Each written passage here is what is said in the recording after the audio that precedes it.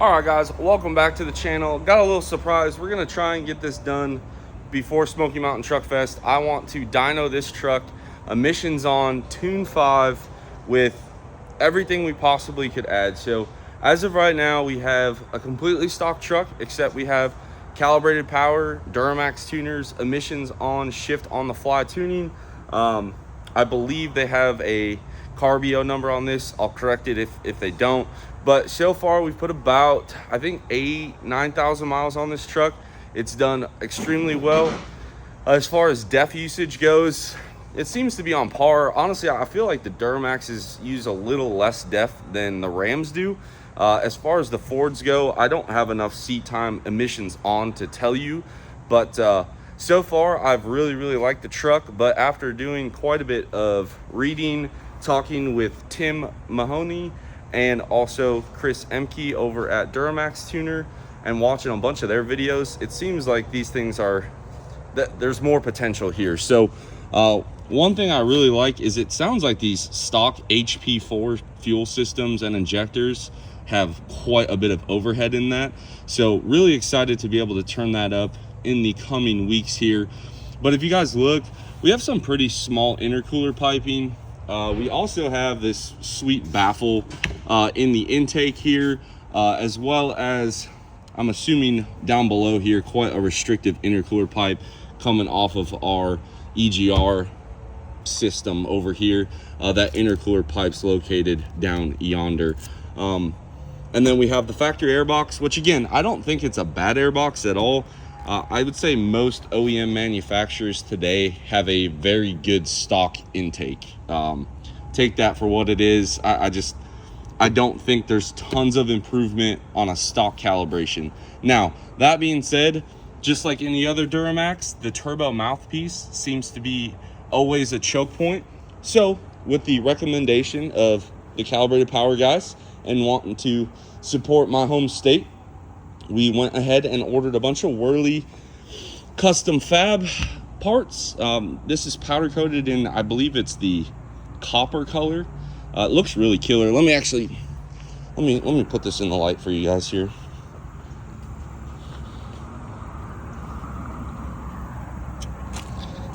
Like, kind of a cool, really cool color. I just wanted to try something different. So yeah, kind of looks red-ish orange in the like shop light. Definitely a very metallic color in the sunlight. So we have their intake system that comes with their pipe. We also got the turbo mouthpiece, which you could just buy the intake if you want. We have their air filter with their pre-wrap. Big shout out to those guys. They really hook it up on the swag. We got koozie and stickers, so you already know this is a solid product here. And then we have their, I believe, the high flow bundle intercooler pipe system. So it still uses the factory snap ring style, and then it comes with all of their boots. These look like they're like a 5 or 6 ply, and it comes with the supplied clamps. I'll be honest, these clamps really do suck. Once you put them on once, they usually tend to break. Not really a stab at Whirly. Everyone's doing it, but I'm sure we'll have to replace those at some point. But now becomes the task of getting the old stuff out. In addition to that, we're also going to highlight John Drury over at Fleece said, hey, you need these. So this is our injector pigtail fix. They sell them in the 1-pack and the 4-pack. And then we have a map sensor pigtail as well. Their map sensor relocation for when these get sooted up real bad. And then we also have the famous all lights on module. Today we'll be installing this, hopefully, and this. These I keep in the truck. This is really the Achilles heel of the L5P right here, these pigtails. So let's go ahead, get our old factory junk removed. Shouldn't be too bad. Intake should be pretty easy. This intercooler pipe's usually not too bad. The one down below remains to be seen.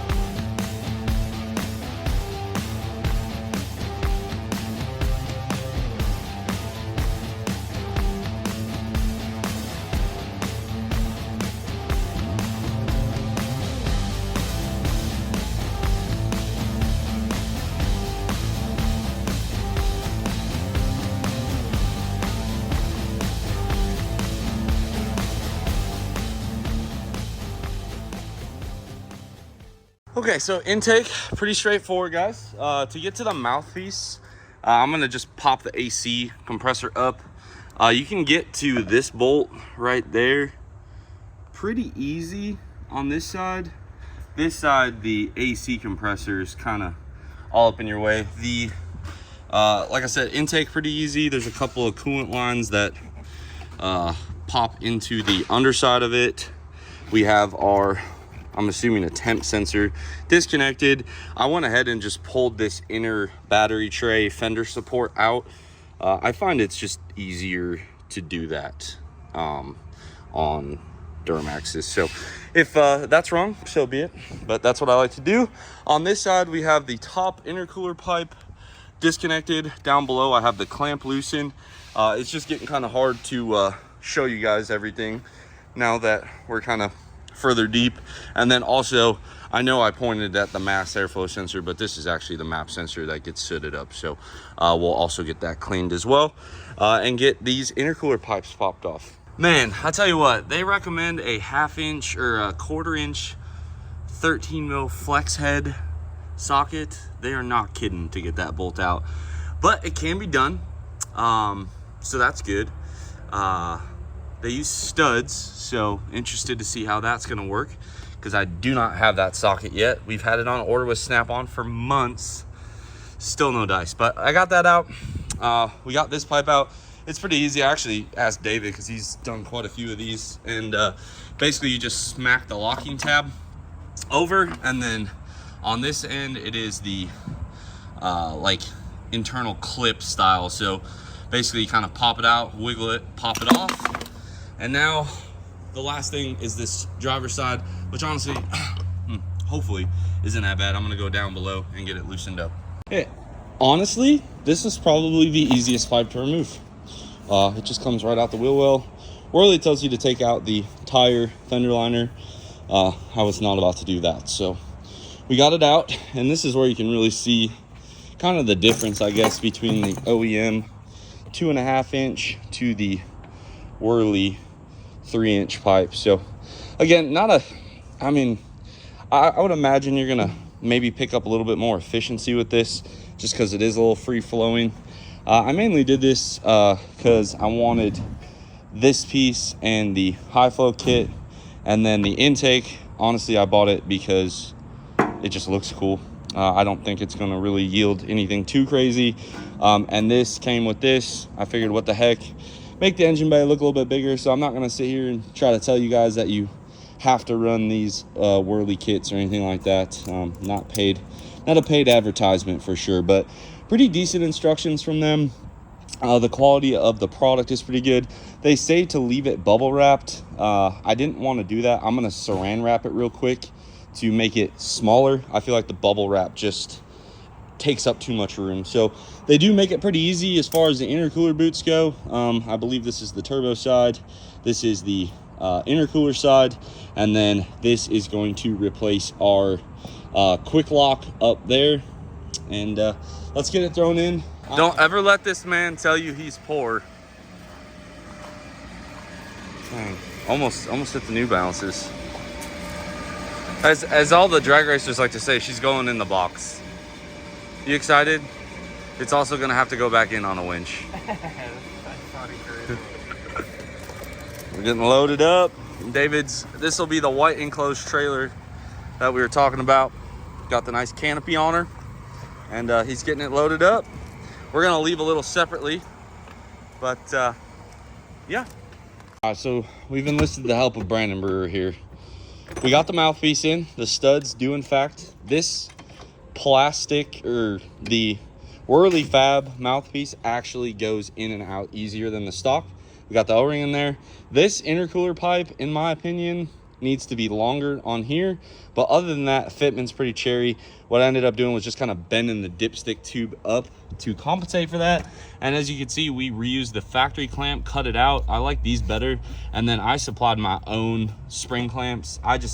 The ones that they send with this kit, like, I'm sure they're fine, but I've seen them break, taking them on and off, and we're gonna be working on this truck a lot coming soon, I promise. Anyway, that's where we're at. And Brandon is fighting this one over here. Okay, before we put this beautiful intake on, I just wanted you guys to get to appreciate this intercooler pipe here.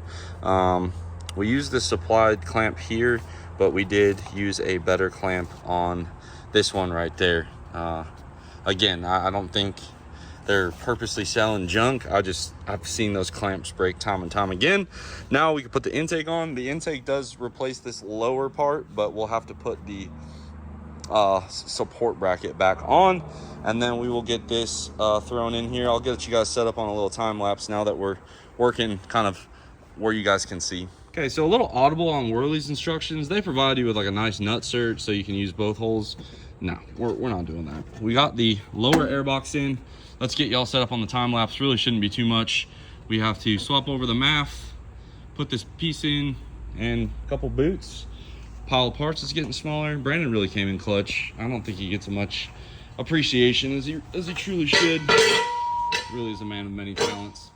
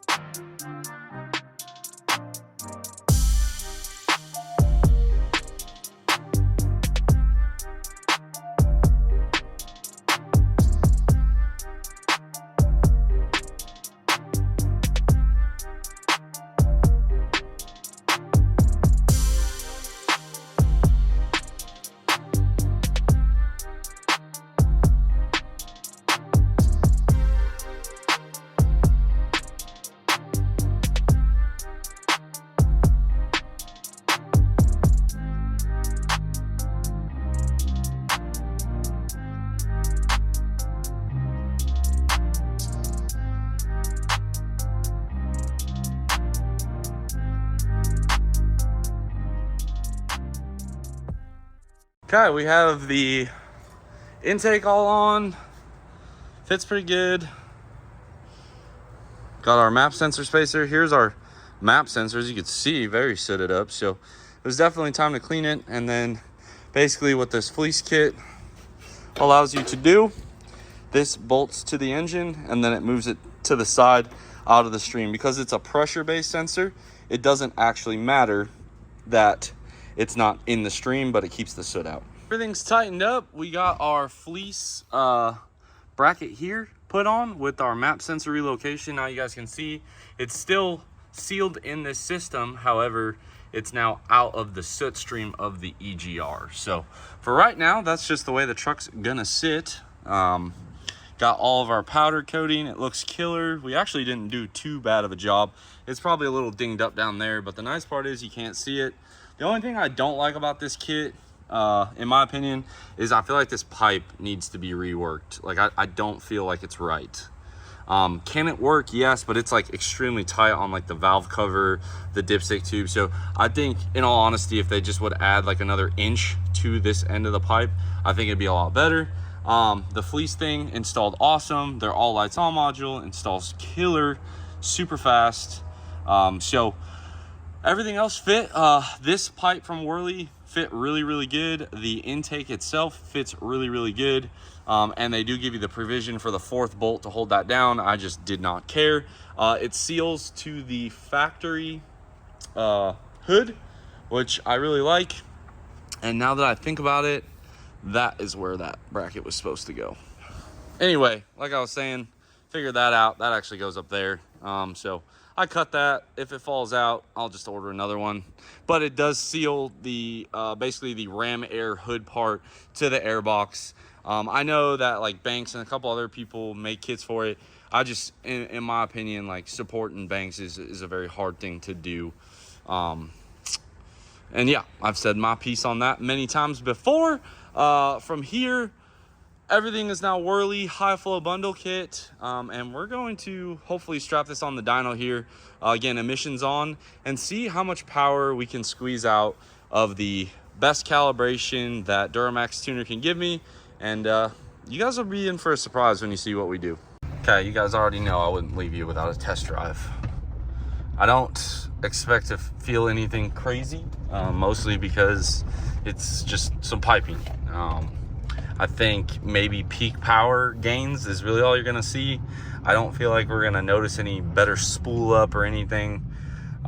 It does look a lot better under the hood. My only downside, I kind of miss having that Durmax thing on. Oh my goodness. You can actually hear the turbo. You hear that, guys? That's pretty cool. Hold on. Let me put my seatbelt on. I did not think, honestly, with all the sound deadening and everything, you'd actually hear anything. That's pretty cool. You can hear the turbo recirc. I think it's because the mouthpiece opened up the grooves and we got rid of the resonator part of the intake tube. So I think those two things really coupled together kind of gave you that sound, but you can actually hear it.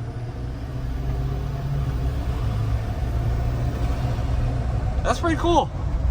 Honestly, for like emissions on, like I know straight pipe sounds better, blah, blah, blah, blah, blah, blah, blah. I get it. But like emissions on, let's say you live in like a state that just, it's not worth it. Like I know California, it's really something you have to think long and hard about on whether you want to remove it. I know states like, especially out where we live, it's, I mean, fairly easy to not run into any issues. But there are some states now that, I mean, I saw the other day a guy in Texas got an emissions ticket. So again, do it at your own risk. Don't judge people that don't want to do it. I see a lot of guys, especially on the L5P forums, like just like destroying people for not wanting to delete their truck. And I'm just like, warranties and everything else, like some people it's not for them. So this is for you guys. If you want to leave your truck emissions on and you want a little bit more of that traditional sound, I mean, when you floor it and let off, the turbo actually kind of makes some noises. Again, It doesn't sound as good as the tuned and deleted Durmax. I'll give you that, but sounds pretty good, guys. Ready?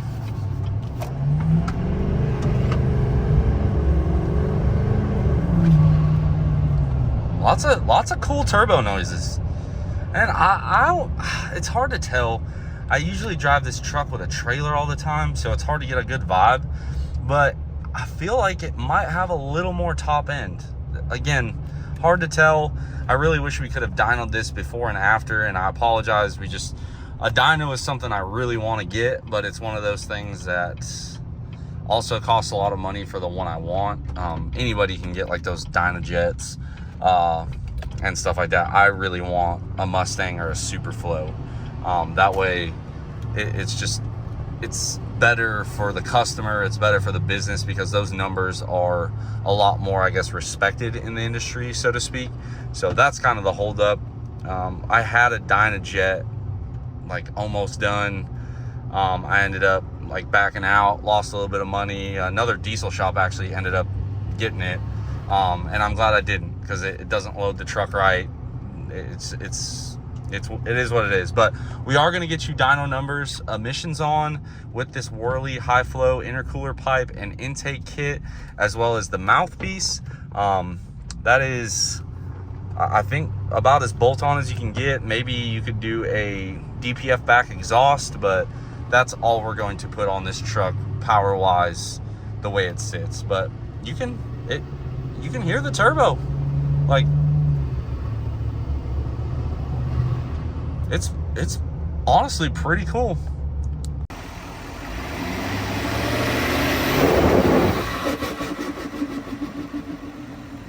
You heard it. Still pretty quiet. Obviously, like I said, it's got all the emissions equipment on it, but I mean, look at it in the sunlight. Gosh dang, looks absolutely killer. And I'll tell you, I think it's got a little more top end, and in my opinion, the turbo noises are pretty cool. So all in all, if you have an emissions on pickup truck, I think this is a very viable solution to add a little bit more pep, maybe a little bit more noise if you miss the noise. And also, if you like kind of dressing up your engine bay, Worley has just a ton of awesome colors to choose from. And like I said, I got mine through Durmax Tuner. That's who tunes the truck.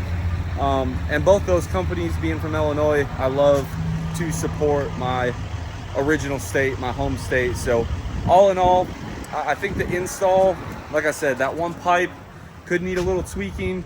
Other than that, it is a tight engine bay. It's certainly not a Cummins, but it can be done.